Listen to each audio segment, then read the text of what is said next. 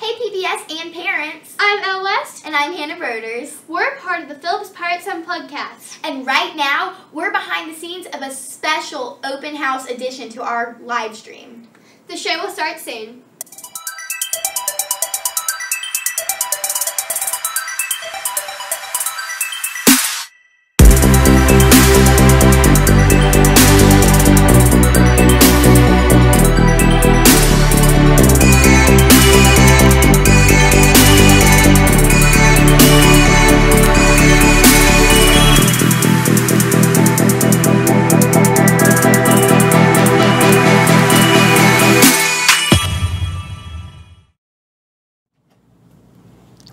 Good evening. I am Nicole Woodbury, PPS's IB coordinator. Today, I'm going to give you an overview of the way IB uses assessment and explain how we will assess here at Phillips. At the core of IB is the learner profile, which states that we are striving for PPS students to be inquirers, knowledgeable, thinkers, communicators, principled, open-minded, caring, risk-takers, balanced, and reflective. To accomplish this task, we must ensure that we are teaching and assessing in a manner that will deliver that type of student. Next, as we teach, we try to use the IB language. Each subject area has the same 16 key concepts, but each subject focuses on a few of them. This will show how connected the subjects are across the curriculum. The key concepts are perspective, creativity, development, change, identity, communication, communities, relationships, systems, form, aesthetics, time, place, and space, global interactions, logic, and culture. Each subject has its own related concepts that is subject-specific. For example, in Language and Literature, which is the IB title for language arts, there are 12 related concepts. A few examples of these concepts are character, point of view, context, and theme. Also, each subject has 4 IB objectives. They are general, so our district requirements actually fit inside of the IB objectives. For example, the language and literature objectives are analyzing, organizing, producing text, and using language. So, you can see that reading a story and analyzing it in a traditional way actually falls into the IB objective of analyzing.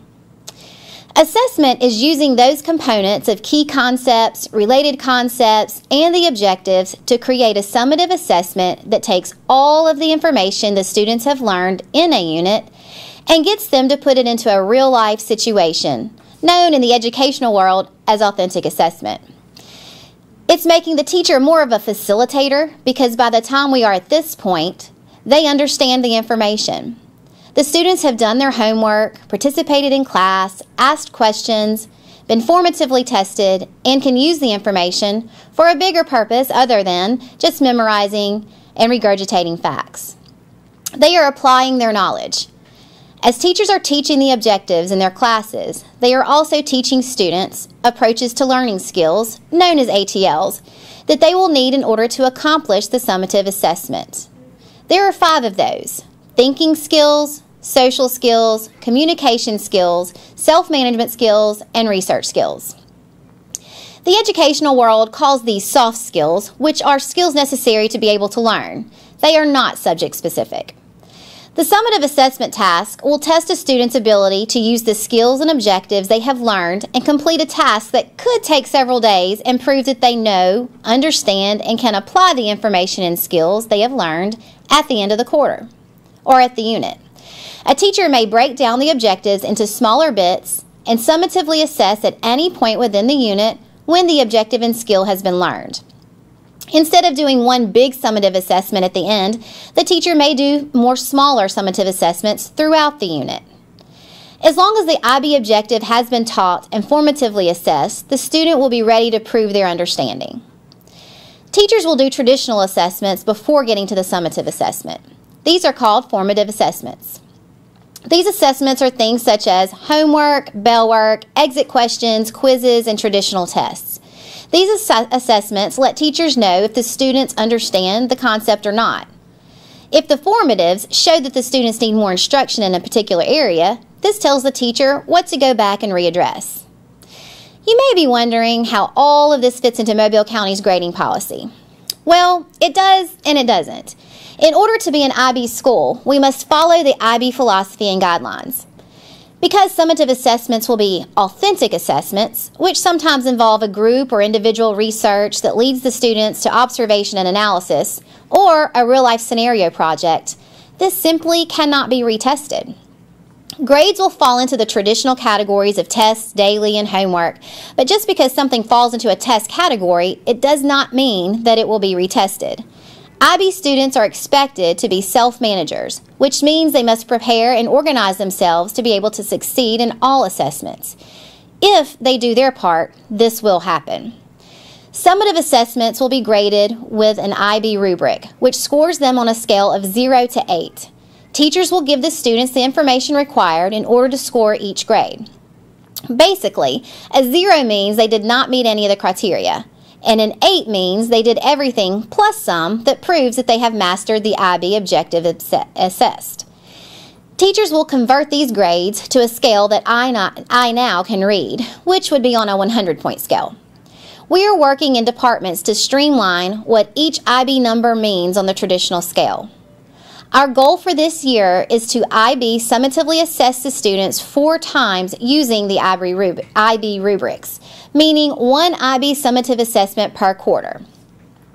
The grades will be recorded in the 60% test category, but will also receive a 0 to 8 point value for IB.